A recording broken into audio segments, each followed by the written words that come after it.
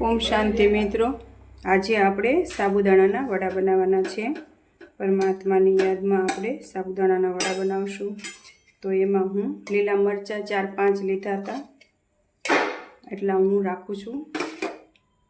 અને આમચૂર પાવડર 1 ચમચી લઉં છું। અને આદું છે એનો આપણે રસ કાઢીશું। જો આ રીતે રસ નાખવાનો છે। આદુ નથી ભાવતું એટલા માટે, તમને આદુ ભાવતું હોય તો તમે આદુ નાખી શકો છો। 1 ચમચી આપણે મીઠું નાખીશું, લાલ મરચું નથી નાખવાનું। અને 1 ચમચી ધાણા જીરું પાવડર નાખીશું આપણે। મેં 4 બટેકા લીધા હતા આવડા, તો એ આપણે આમાં મિક્સ કરશું। પછી એને આપણે ચેપી નાખવાના છે। આ રીતે આપણે એને મિક્સ કરી દેવાના છે। આમાં આપણે ધાણા નાખીશું। હવે આ બધું આપણે મિક્સ કરી લેવાનું છે। જો આપણે આ સાબુદાણા અને બટેટાનું મિશ્રણ તૈયાર થઈ ગયું છે। હવે આપણે આ જે મરચાં બચાવીને રાખ્યા હતા એ આપણે એમાં એડ કરી દઈશું। મરચાં મોળા છે એટલે। અને હજી આપણે આમાં 1 ચમચી લાલ મરચું પાવડર એડ કરીશું। હવે આને મિક્સ કરી લેવાનું છે। જો તમને ગરમ મસાલો ભાવતો હોય તો તમે આમાં ગરમ મસાલો પણ નાખી શકો છો। આ ફરાળી વડા છે, ફરાળમાં ઉપયોગમાં આવે છે।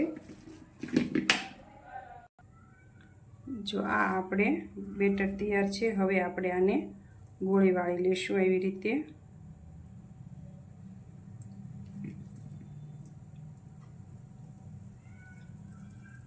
જો આ રીતે, પછી આ રીતે આપણે વાળી લેશું। આવી રીતે આપણે બધી ગોળી વાળી લેવાની છે। જો આવી રીતે આપણે બધી ગોળી વાળી લેવાની છે।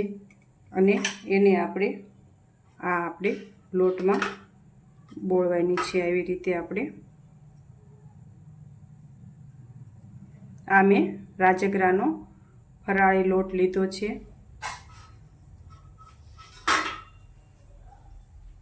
હવે આપણે તેલ આવી ગયું છે।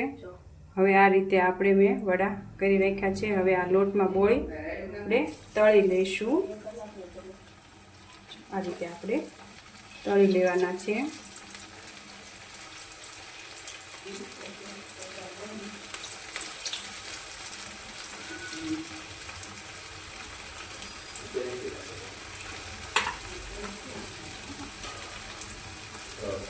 આ રીતે આપણે તળી લેવાના છે।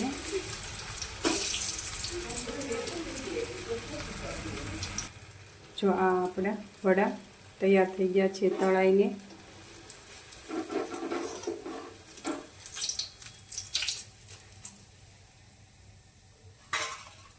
હવે આપણે તમને ચટણી બનાવતા શીખવાડીશ।